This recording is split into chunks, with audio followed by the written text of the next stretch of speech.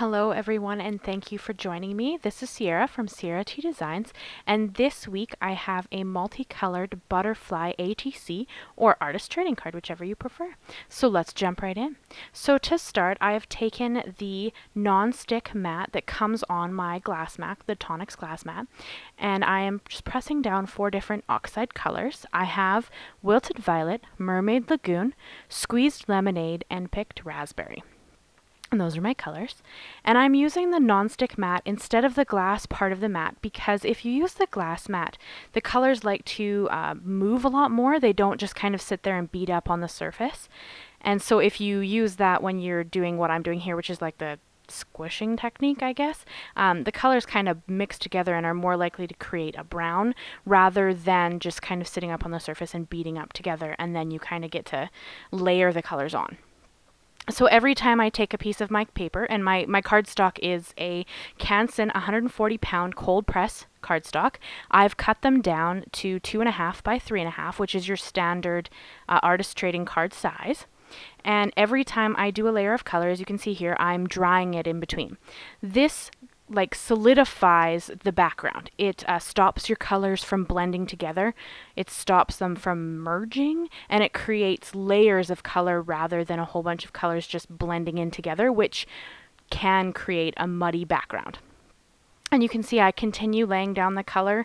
I pick it up, I press it down. So I guess this is a pouncing technique, I suppose. So every time I just pick it up and lay it down and pick color on the background. And now when I was happy with the background, I have the April Stamp of the Month Club by Brutus Monroe. It's beautiful. It's Butterfly Kisses. This is the April 2020, sorry. I had a little brain fart there for a second. It is the 2020 Brutus Monroe April Stamp of the Month Club. It's still available if you're interested in getting it. And I just took that on my mini Misti, added a anti-static powder tool, used my Versamark ink, which is a clear sticky ink, and then put on some Alabaster white embossing powder, which is also from Brutus Monroe. It is a beautiful white detail embossing powder. And I stamped that on, and then you're going to see me here take my Wagner heat tool, and I'm going to heat my embossing powder until it's smooth and melted. I'll tip it in the light a few times to make sure that it is actually smooth and melted. You can tell when your embossing powder is melted by seeing that there's no granules. It's all smooth, it's all melted, it doesn't look granulated anymore. That's how you know it's been set. So that's what I'm going to do here. And I'm going to do the exact same thing on both cards. I'm not going to show it to you on the second card because, I mean, you just saw me do it, so I'm not going to do it on both cards. But I did do the exact same thing on both cards. And then I also wanted to add a third butterfly kind of flying off the card. I like threes. I find threes are a lot more aesthetically pleasing. So I added 3 different stamps. Well, it's 2 stamps. There's only 2 stamps in this that are the butterflies, but I took the butterfly that's in profile and just stamped it down on the bottom left corner as if it was flying out of the scene, and then I'm going to heat set that one as well. And then we're going to move on to coloring in the images. So I did the background first because I wanted to be able to take some color, some extra color, and add it in just the body of the butterflies to make it a little more solid. You can see them a little bit better, whereas right now the butterflies kind of fade a bit into the background. And now you could absolutely leave it here and not add any more color and it would still be just as pretty. But I thought as a way to kind of just make the butterflies pop a bit more, I'd add some color into the bodies of the butterflies. So I have here, this is a Tim Holtz detailing water brush. It's a very thin tipped water brush. And I'm just picking up the color. I've laid the exact same 4 colors down on my glass mat. I did take out the non-stick mat and I'm just working on the glass mat now, as they're not going to blend together. There's not enough water in there for them to merge. So they're just sitting on top of the glass and I'm just going to paint with them. And I'm going to have the colors kind of go in together, as you just saw with the blue and the pink.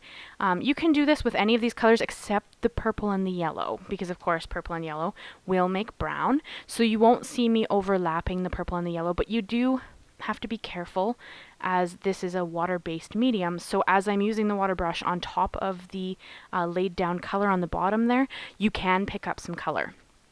But if you're aware of that and you're just kind of careful, like I mostly try to keep the purple and the yellow away from each other. I will on the second card do a little bit together, like a little bit of purple on top of the yellow. And as long as you just don't work the paper too much with the water brush, you won't really pick up any of that color and it won't be a concern. But to be aware of that. So just, if you know a little bit about color theory, just watch what colors you choose. I mean, the other three colors, they all blend together except the purple and the yellow. So as long as you're just kind of careful about that, you won't have any problems. So that's what I did there. I just used my water brush and I colored in the bodies of the butterflies, the wings and the bodies. And I'm going to do the exact same thing on the second card. Exact same way. I went on this first card, I went a bit bolder in my color, so there's a little bit less water in the mix and a little more pigment. And then when I do the second card, you'll see that I do a layer, like it's lighter. I add a little bit more water, and I just add water by squeezing the barrel of the brush and kind of just dripping some water onto the color, and then I just pick it up. The brush has water in it, so it will be consistently adding more water, but instead of just using the brush that way, I did add a bit of water because I did want it to be a bit translucent on top of these cards so that you would still see some of the background shining through, especially on the background parts that have a lot of color. So yeah, you can see that this is where I did put a little bit of purple on top of the yellow part of that card. And I'm very aware, I don't work it too much. I add very little color just because I don't want it to pull and try to make a muddier background or inside of the butterfly there. I want a very pretty color.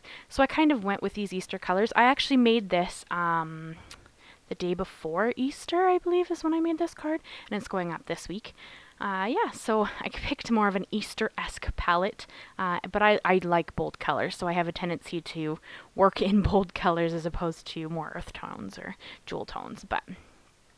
So that's kind of what I was thinking there. So I just picked colors I thought that would look really pretty together and give you some pop and some fun. It's kind of nice to work in a color palette that makes me happy since everything's going on right now. It's just the world's a little bit scary, so working in a color palette that you really enjoy kind of, I think, helps that along. So here I'm just going to show you this. This is just a piece of watercolor paper that is cut down, and I use it to just pick up extra color I have laying around on my palettes. It'll eventually turn into a background of a card, but I just wanted to show you that so that you don't have to waste any paint. You can absolutely make your own backgrounds just layering paints on top of each other, which is what I'm doing with that. And then here you can see I've brought in some Nuvo crystal drops in the color Mountain Dew, which will show up on the card right now as like a milky color, but when it's dry it's actually clear and just adds a little bit of shine and pulls a little bit of the color up from underneath it, if it's on a water-based product, which oxides are. So yeah, I just added some dots randomly around. Now, this is the next day, and I decided there wasn't quite enough texture in the background for me. So I took some Winsor & Newton white gouache, and I'm going to add a bunch of water. I just used my distress sprayer to add a little bit of water. And I'm going to use a paintbrush. And then I'm going to just splash, flick the water, the white gouache on top of my ATCs just to add a little bit more texture to the background, a little bit more color, or I guess this is kind of anti-color, but it breaks up the background a little bit. And then that's everything I did with these guys. I hope that you liked this. If you did, please subscribe to the channel. I do a new video every Monday, and I would love to have you back. And I love reading any of your comments and suggestions. You guys are just so amazing. Thank you so much for your support, and I'll see you again soon. Bye-bye.